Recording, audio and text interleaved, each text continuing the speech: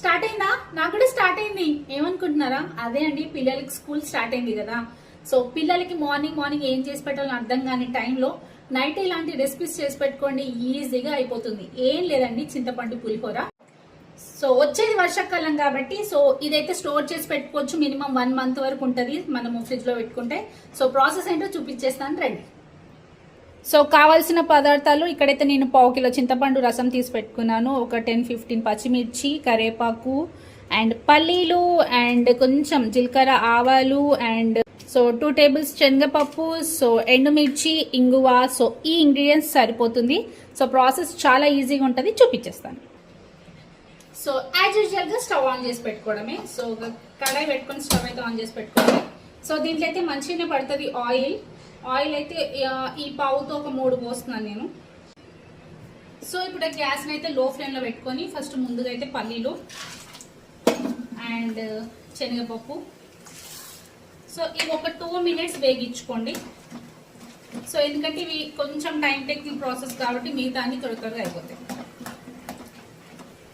So ఇప్పుడు జీలకర్ర, ఆవాలు అండ్ ఎండుమిర్చి. సో ఇవి కూడా ఒక 1 మినిట్ వేగాక సో ముందుగా మనం కట్ చేసి పెట్టుకున్న ఒక 15 పచ్చిమిర్చి. సో మీ కారం తగ్గట్టు తీసుకోండి. సో పులుపు ఎక్కువ ఉంటుంది కాబట్టి కొంచెం పచ్చిమిర్చి మంచిగా తీసుకోండి, ఓకేనా. సో దీంట్లో మనం ఎండుమిర్చి తీసుకున్నాం ప్లస్ పచ్చిమిర్చి 2 తీసుకున్నాం కాబట్టి సో బ్యాలెన్స్ అయిపోతుంది అన్నమాట. సో మంచిగా గుప్పెడు కరివేపాకు. సో పులిహోరలో గుర్తు పెట్టుకోండి, కరివేపాకు ఎంత బాగా వేస్తే అంత మంచిగా వస్తుంది పులిహోర. సో టేస్ట్ కూడా చాలా బాగుంటుంది. సో దీంట్లో మంచిగా ఒక టేబుల్ స్పూన్ అయితే పసుపు వేసేసుకోండి.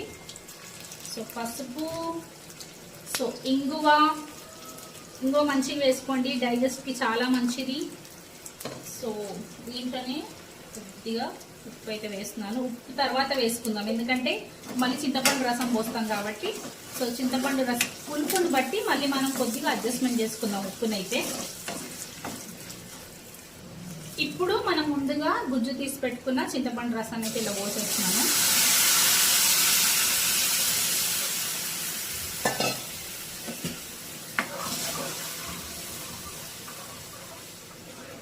సో దీన్ని మంచిగా కలిపేసుకొని గుజ్జు దగ్గరికి అయ్యేంత వరకు అయితే మసలు పెట్టేసుకోవాలి, ఓకేనా. గుజ్జు అయితే మంచిగా స్లోగా లో ఫ్లేమ్లో పెట్టుకొని మినిమం సిమ్లో ఒక 10-15 హాఫ్ అన్ అవర్ వరకు వదిలేసేయాలి.